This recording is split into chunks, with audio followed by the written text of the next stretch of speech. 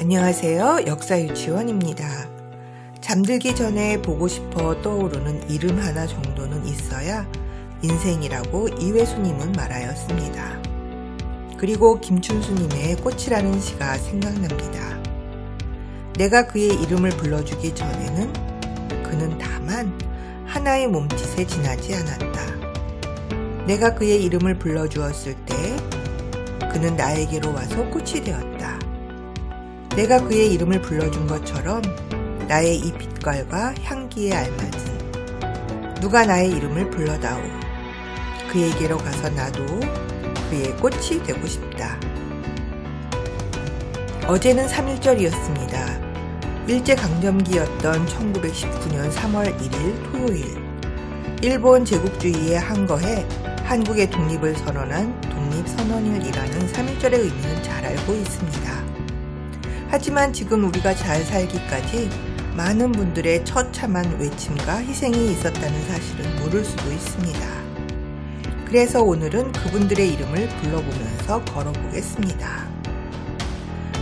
첫 번째 그분으로 말할 것 같으면 서대문 형무소에서 사형당하신 독립운동가 분들 중 아마도 가장 나이가 많은 분일 거라 생각합니다.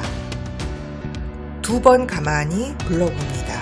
강우규 열사님, 강우규 열사님. 일제강점기의 한의사이자 독립운동가이십니다.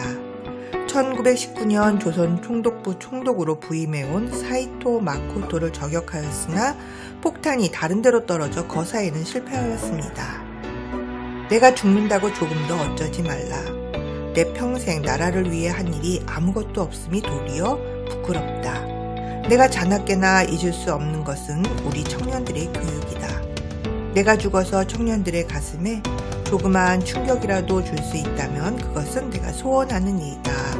라는 말씀을 남기신 강우규 열사님, 그대를 기억합니다. 두 번째 그분으로 말할 것 같으면 이재명 열사님, 이재명 열사님입니다. 1909년 12월 22일 서울 종현 천주교회당,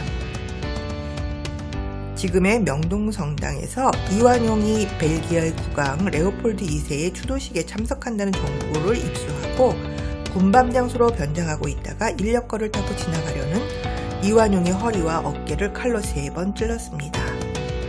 서대문 형무소에서 사형을 선고받았으나 공평치 못한 법률로 내 목숨을 빼앗을 수 있으나 나의 충혼, 의혼은 절대 빼앗지 못할 것이다.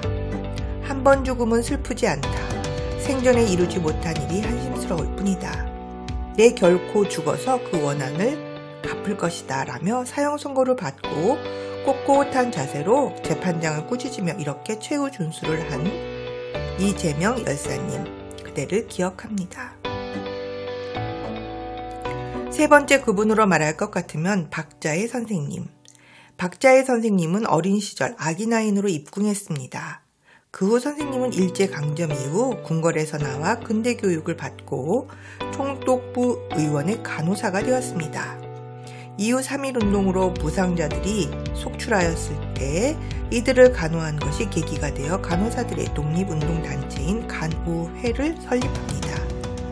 그리고 독립만세운동에 참가하였습니다.